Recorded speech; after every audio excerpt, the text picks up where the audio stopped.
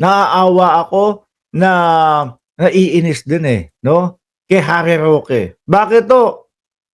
Biruin mo sabihan ka, mga kababayan, na hindi ka kailangan ng mga Duterte, umuwi ka na sa Pilipinas. Biruin mo sabihan ka ng gano'n ano, pinapakita mong suporta sa kanila tapos bigla kang ilalaglag ng gano'n. Parang pagka walang gamit sa'yo, walang pakialam sa'yo. 'Di ho ba mga kababayan?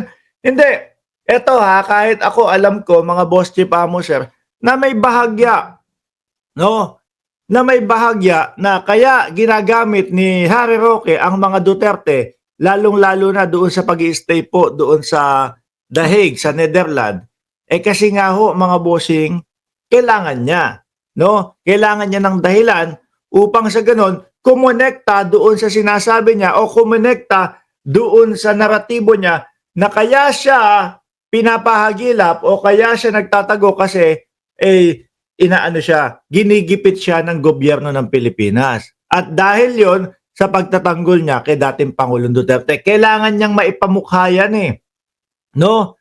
Sa Netherlands kasi diyan siya humihingi mga bossing ng asylum, no? So eto, ganito po ako sumuporta sa kanila. Kaya lang ho mga kababayan, etong sinabi ni Koopman, no? Na kumbaga parang gustong sabihin ipinaparating ng mga Duterte sa iyo, hindi kanila kailangan.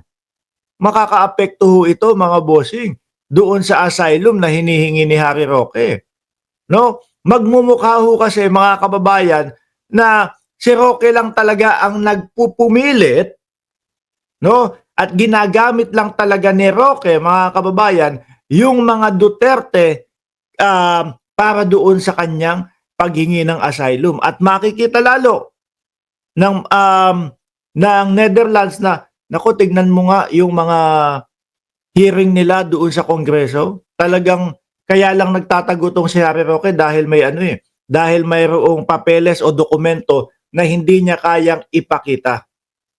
No? Dahil doon sa mga hinihinala na pera na galing doon sa Pogo.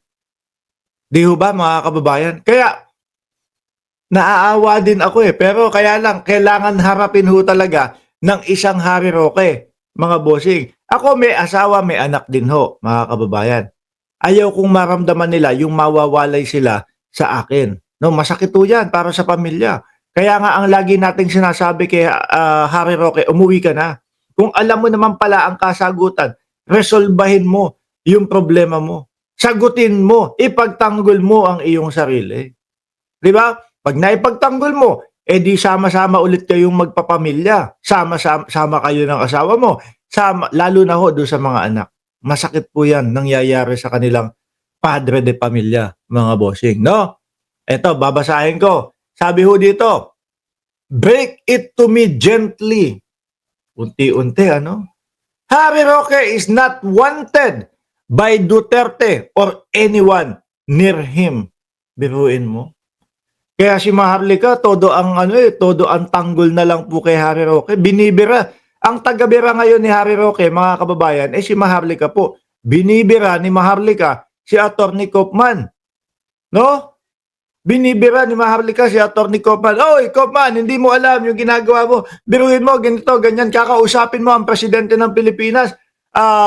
Iaasa mo yung paglaya ni dating Pangulong Duterte sa presidente ng Pilipinas na si Bongbong Marcos. Ganyan ang sinasabi ni Maharlika. Mabigatan ho, mga bossing. Sabi ni OFW Adventure, uwi na, baka dun pa siya mategi. Roque, welcome here in the Philippines. At nasabi din yan, the former president would, pakinggan nyo the former president would prepare Mr. Roque stop interfering and return to the Philippines. Aray ko po. Samantalang nung una ho mga kababayan, talagang ipinipilit ni Roque, no? Ako po ang magiging legal na tagapagtanggol ng dating Pangulong Duterte. Tapos ngayon, maririnig mo mismo sa abogado, pinapauwi na siya. Huwag na siyang makialam. Di ba? Ako ho, naniniwala ako dahil si Koopman lang naman po ang nakakausap. bukod kay Sara Duterte at doon sa ibang mga kaanak, si Koopman lang naman po ang nakakausap ng dating Pangulo eh. Natural, iisipin natin, baka pasabi yan nung pamilya. No? Para sabihin ni Koopman na wala ni isa sa nakapalibot kay dating Pangulong Duterte ang may gusto sa iyo. Diba? The former president would prepare Mr. Roque stop interfering and return to the Philippines where his talent, yung pagiging abogado niya, and troubles, yung kinakaharap na kaso, are better suited, no? Where at least Boying is expecting him. Biruin niyo ho yan mga kababayan, pati si Boying Remulla. Alam mo ni Koopman na hinihintay ni Boying Remulla, si Atty. Harry Roque. Di ba? Hindi. Para naman ho sa akin mga kababayan, yan po ang the best po na gagawin ni Roque, ang umuwi sa Pilipinas at resolbahin yung kanyang problema. Hindi na yung kung ano-ano. Mahirap eh. Mahirap yung pinagdadaanan niya. Hindi ho madali. Lalong-lalo na pagsisinungaling yung kanyang bala. Yung sasabihin mo na, kaya ho ako humihingi ng asylum sa inyo ay dahil po, eto nga, ginigipit ako ng gobyerno ng Pilipinas. Samantalang, for sure ho, mga kababayan, yung Netherlands, pinapanood po lahat nung mga nangyari at nung mga hearing ni Roque. At makikita doon na meron lang siyang hindi kayang ipakita na mga dokumento.